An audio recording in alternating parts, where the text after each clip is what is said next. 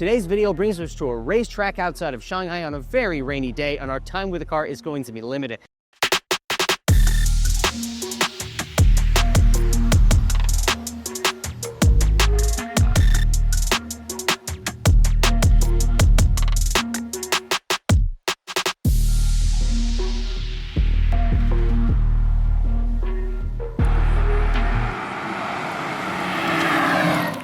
Welcome to Wheels Boy, where we cover the newest, coolest, and wildest vehicles from the Chinese car market. Be sure to like, subscribe, and hit the bell.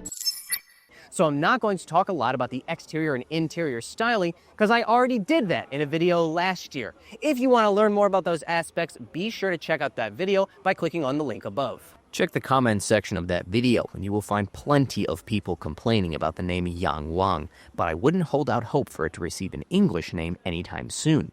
As the flagship brand for BYD, the use of a Chinese name is a point of national pride on which they are unlikely to compromise. Its name is also very fitting for a halo brand because it means to look up, as if to the sky or some greater power.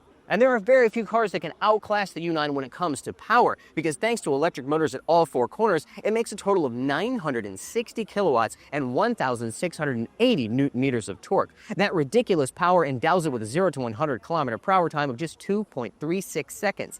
Test cars have reached 375 kilometers per hour in top speed, which makes it the fastest Chinese production car of all time. However, production versions like this are limited to 300 kilometers per hour. Which is interesting, because the top speed and acceleration of this car don't quite match up to those of top-level electric sedans, such as the Tesla Model S Plaid or China's own Xiaomi SU7 Ultra.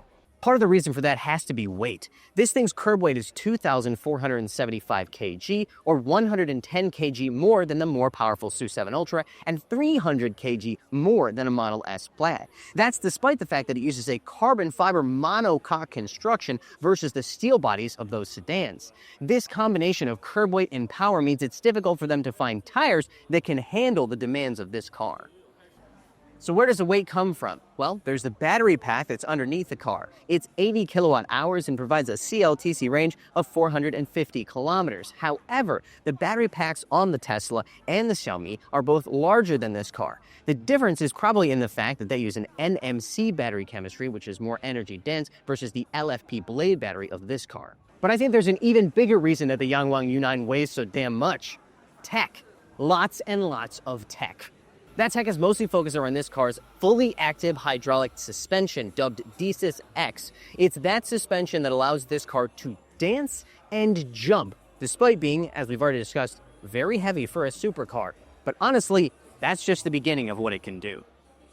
Unlike a semi-active suspension such as CDC or Air Ride, a fully active hydraulic suspension is using its electric motors in the assembly to constantly measure the force coming up through the suspension and then providing an instantaneous counterforce.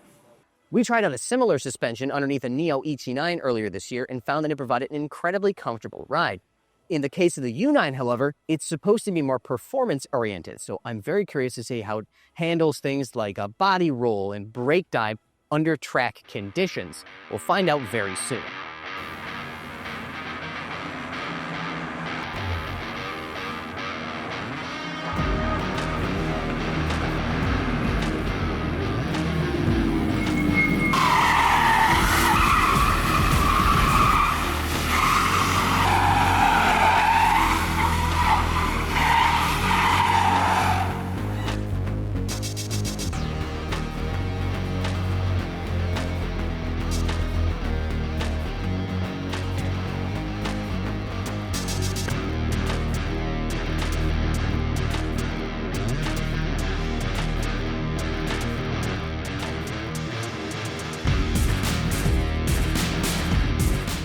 So I spent a lot of time in this video already talking about how this car's performance numbers don't actually stack up with some theoretically slower cars like the Model S Plaid and the Ultra, which are sedans, but honestly, I don't really care about that.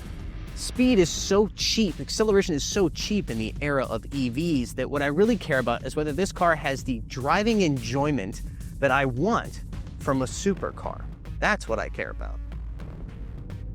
First lap is going to be in comfort mode. Covered, but it's still very fast.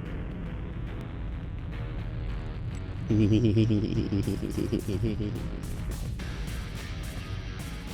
lose the rear end a little bit. Oh my God.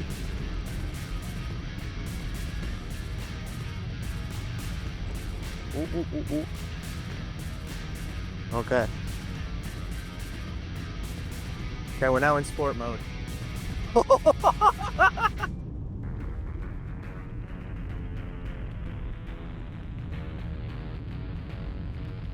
This feels like 1,300 horsepower.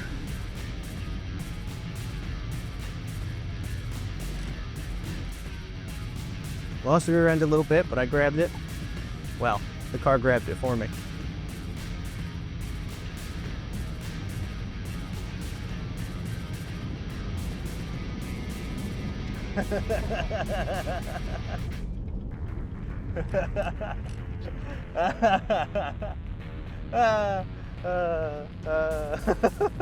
What to say? Yeah. Yes. Yes.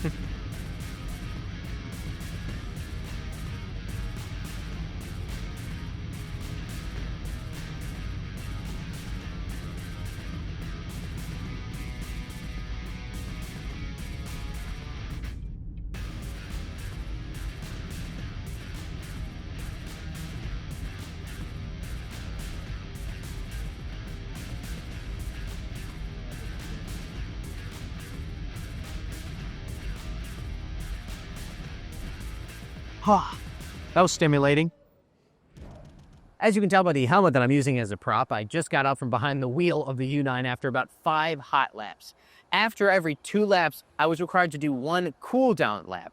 Not for the batteries, not for the motors, but for those carbon ceramic brakes to make sure that they didn't overheat.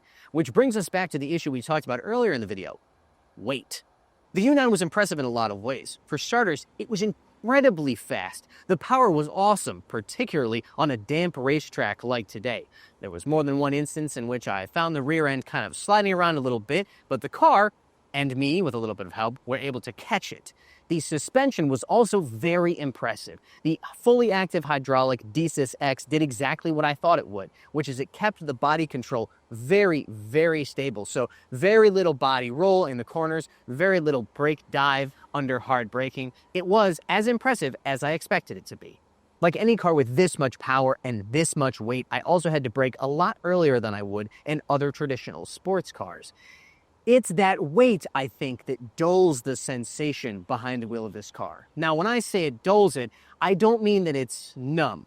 Well, the steering is a little bit numb, but it is an incredibly thrilling experience. And I want to say that for the first attempt by a Chinese company at a production supercar, the Yangwang U9 is absolutely amazing, particularly for the price that they're selling it at.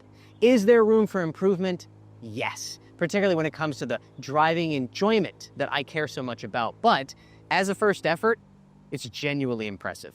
All right, thank you so much for watching today's review. Be sure, as always, to like, subscribe, and hit the bell. See you next time. And 1,680 newton meters of torque. Torque. Salah.